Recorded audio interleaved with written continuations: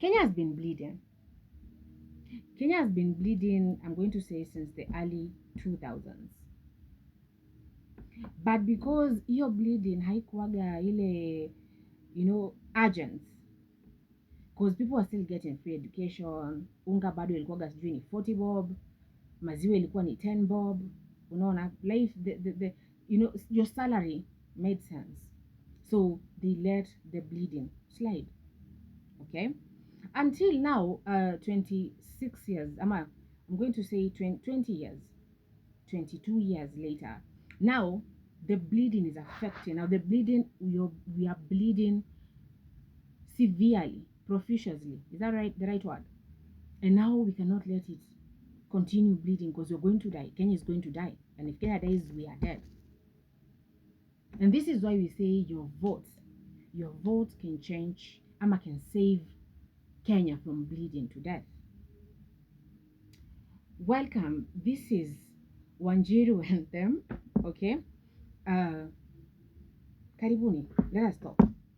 Now, Kenya ilianza kubleed aje? Corruption. In fact, corruption is the biggest thing. Corruption. Everything corruption. There's a time it used to be joke. To be a joke when Kenya inasemekana, oh, Kenya is one of the countries ambazo they are corrupt in Africa. It used to be a joke, you get. We weren't taking it seriously. And that is when I say Kenya was bleeding internally then. And the people, I'm going to say our parents, weren't taking it as seriously as they should have. Why? Because they were taught to wait, to wait for jobs, to wait for things, to wait. What are these corruptions ambazo naongelelea? Kila mtu anajua, kama Gen Z unajua, SHA how? SHA, the health thing, that billions and billions and billions of money was used in the promise of it's a better health care. It's better. But we've seen people die.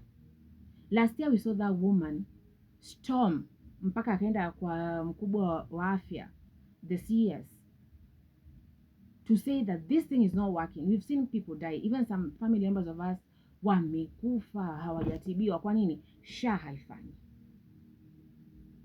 Ama kama inafanya, it is not paying ama catering for the entire thing when it promised that it's going to cater. It doesn't. That is one. Health. And health is everything. Let me tell you, health is wealth.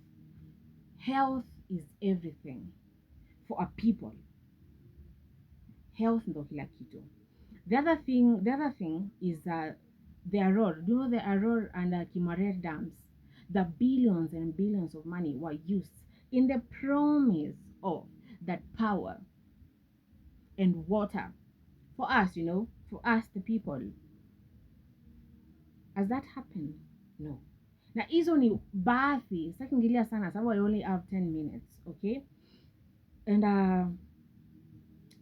now the Gen Zs, unajua, see, I don't know, Ruto thought he is going to get in the same kama venye wale wengine waliotoka huko nyuma, the same regime where you come, you corrupt, you steal, and then you leave us with these odious debts.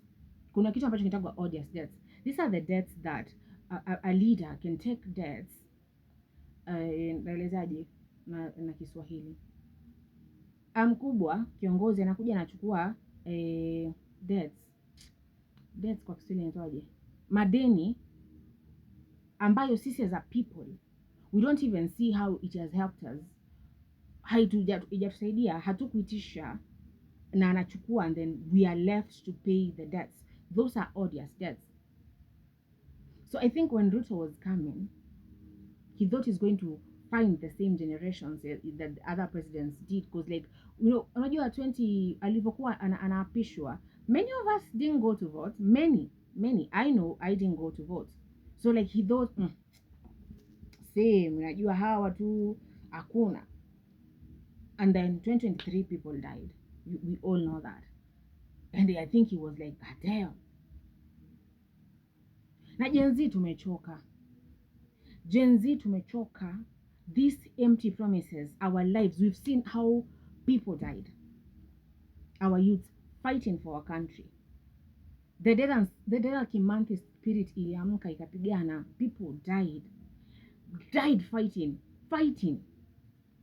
Not even died. People were murdered ruthlessly in the streets fighting. And you know the thing that hurts is, any hata sisi Dedan Kimathi amke alafu apate that it is us black people, not black people, but like Kenyan people killing the others when he fought for the streets, for these streets. Shame.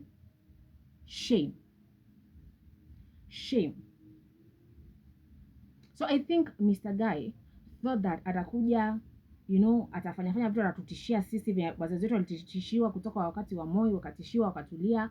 Unajua, wakakuja regime ya mwingine wakatishiwa wakatulia, wakidanganywa. Hii deni tunachukua sijui wapi Ufaransa, tunachukua sababu yenu. Lakini mnaiona wanadanganywa, nyamaza. But we as the Gen Zs, we are a learned people. So we are going to thank Kibaki for that education. That is one thing he did. Because our parents, they weren't as learned, you get. But Kibaki did one thing. Tulisoma jamani. And that's why, what am I trying to say? Your vote is your power. It's like, unajua kwa ile movie fulani hapo, The Lord and the Rings, my precious, unakujanga unapewa 200 jamani, 200. It is like how Elijah and Esau, 200, 200 bob, and you lose your power for 5 years. No roads, no, nothing. In fact, nothing. Jobs, mtapata kazi, nitafanya mama mboga now is being killed, literally. Boda, hamna. That's why Niko Kadi, the Niko Kadi thing. Niko Kadi. Alhamdulillah. Let us register. In fact, I said it is another day to say and to feel proud to say it's an honor to be Kenyan. When I saw Gen Zs wakiamka kupale IBC wanasema we wanna register, mwache hiki kitu mnafanya, hizi distraction and destruction. They are distracting us tuna register. So if you're a Gen Z and you haven't registered your money, shame on you too. Shame on you. You're a red flag. Let us register. Let us do this thing the right way. Let us show them what democracy is. For the people, by the people, to the people. Because for the longest time, democracy has been an illusion. Something where you're told you have, but you don't really have. They decide, but now we decide.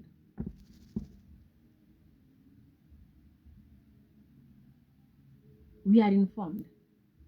We know our rights. Ukitaka constitution, ipo pale kwenye mtandao, enda search constitution, know your rights. Hapo ndo amekuwa kitumaliza. In fact, I'm going to do another video. We're going to continue. This is an old podcast. Mpaka 2027 is an old podcast. Nitakuwa na kale kiti hapo kwenye giza. Sasa I don't want you to focus on the background. I want you to focus on me when I say go register as a voter. The change is in our hands. Let me tell you, in that vote, your vote ambayo wanakujanga nuna 200 jamani, that is your power. That is our power. That is how we are going to stop Kenya from bleeding to death. That is how we get change. We gain change. Anyway, I've not even decided on the name Wanjiru and them. Should I call it Wanjiru and politics or something? Because it's politics now. It's politics. Kenya will stop bleeding, and I'll be doing this anytime I can, every time. Tunaendelea. Hamna sasa huu ujinga, hamna. We have taken the power. The thing that they don't know, that you see how Dedan Kimathi died, and they took the power back to the Kenyans.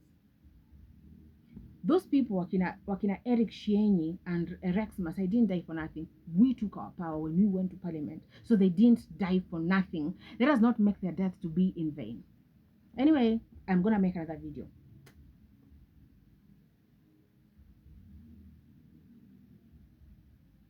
Aishi kwani?